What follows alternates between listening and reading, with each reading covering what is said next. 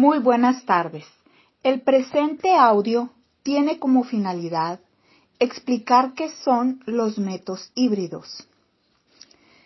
Es importante mencionar que en la investigación cualitativa se usan técnicas de estudio que combinan o son derivadas de los métodos cuantitativos positivos y de los cuales presentamos los métodos híbridos. Dentro de sus características pueden analizarse dentro de un método estadístico, incluso pueden conducir a generalizaciones. Son 3 los métodos híbridos que se presentan en este audio. A continuación, a saber primero que nada, ¿qué son las redes semánticas? Los análisis de contenidos de investigación-acción. En este audio doy respuesta a 5 preguntas que intentan resumir el tema, como son, en qué consiste, cómo se clasifica, cuándo emplearla, por qué es importante, cómo emplearla. En el siguiente audio tiene como finalidad explicar qué son los métodos híbridos. Podemos empezar señalando que en la investigación cualitativa se utilizan técnicas de estudio que combinan o son derivadas de los métodos cuantitativos positivistas. Se les denomina a ellos métodos híbridos y dentro de sus características pueden analizarse desde un punto de vista estadístico e incluso pueden conducir a generalizaciones. 3 son los métodos híbridos que se tratan a continuación: redes semánticas, análisis de contenidos, investigación, acción. En este audio doy respuesta a 5 preguntas que pretenden resumir estos métodos. ¿En qué consiste? ¿Cómo se clasifica? ¿Cuándo emplearlo? ¿Por qué es importante? ¿Y cómo emplearla? Bien, iniciemos explicando el primer método híbrido, que son las redes semánticas. Podemos decir que es la exploración e interpretación de los significados de las palabras y requiere que los participantes establezcan las jerarquías de una palabra a una información dentro de un contexto predeterminado. Este método tiene su base en el concepto de memoria, la relacionada con el conocimiento de las palabras y otros símbolos verbales. Sus significados, contextos y relaciones jerárquicas, entre ellos los que se denomina memoria semántica. Aunque no existe una clasificación de estas redes, se puede encontrar 2 tipos, naturales y artificiales. Las naturales son propias de los humanos y las artificiales están dentro de la simulación computacional, como es la inteligencia artificial. Las redes semánticas se pueden usar cuando se pretende encontrar el valor jerárquico de la palabra, estímulos dentro de un contexto, por ejemplo. ¿Cuáles son las características de la política educativa mexicana?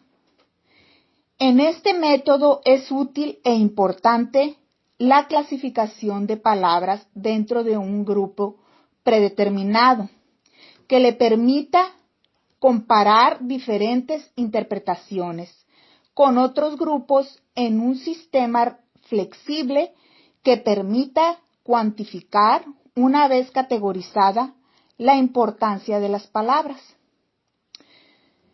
Para usar este método, se debe partir de la pregunta de investigación y que se pretende estudiar. Se realiza mediante entrevistas o por resolución de cuestionarios. En ello, los participantes deben asignarle un valor jerárquico a los estímulos, palabras, seleccionados por el investigador. Posteriormente, el investigador analiza, clasifica y las jerarquiza. Los resultados pueden someterse a un análisis gráfico o estadístico. Bien, sigamos entonces en el siguiente método híbrido, que es el análisis de contenidos. En este caso, es una técnica de investigación híbrida que estudia la comunicación y su impacto entre grupos poblacionales. Pretende tener una descripción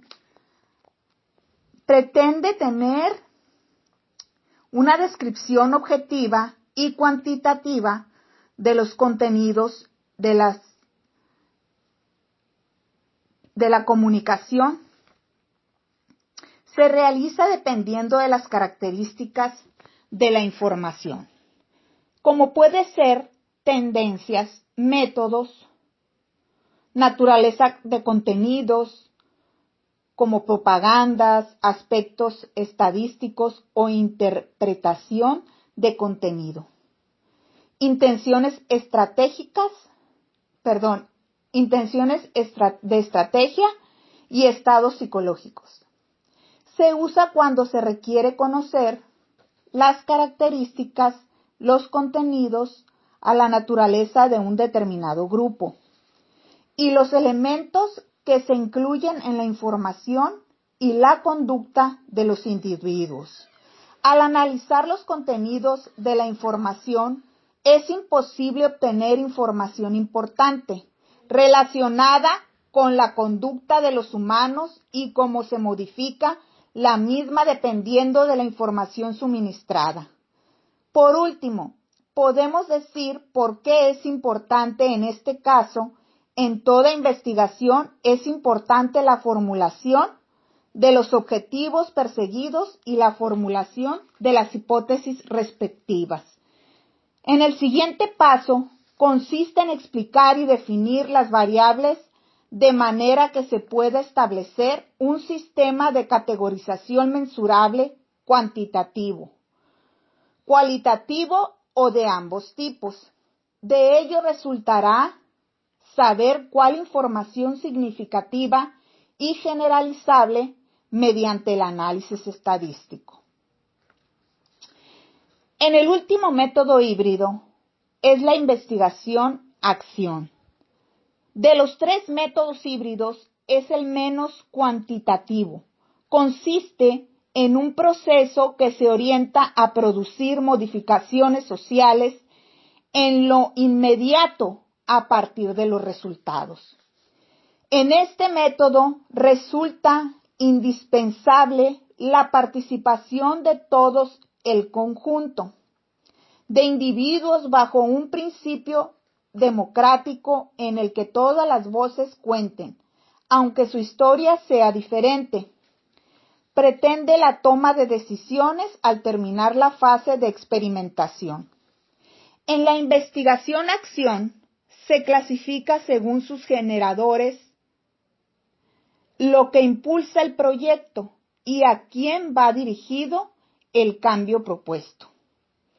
En el ámbito escolar, por ejemplo, en particular el universitario, está clasificado dependiendo de quién se dirige al desarrollo curricular, el del profesional, el de la enseñanza, del mejoramiento de programas y políticas académicas o los sistemas de planeación. En este método se emplea cuando se requiere un cambio en el estatus, en el aula de clases o en el diseño curricular de los contenidos, en el desarrollo continuo de los docentes o en el desarrollo del comportamiento de los estudiantes, etc. El proceso busca un proceso flexible a través de la experimentación. Es un método importante porque involucra toda la comunidad que participa.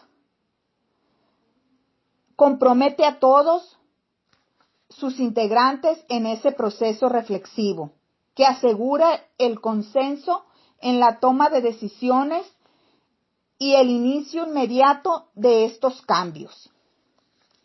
Se trata de un proceso de carácter cíclico que inicia por la elaboración de un diagnóstico reflexivo sobre el estado de las cosas. Currículum, por ejemplo.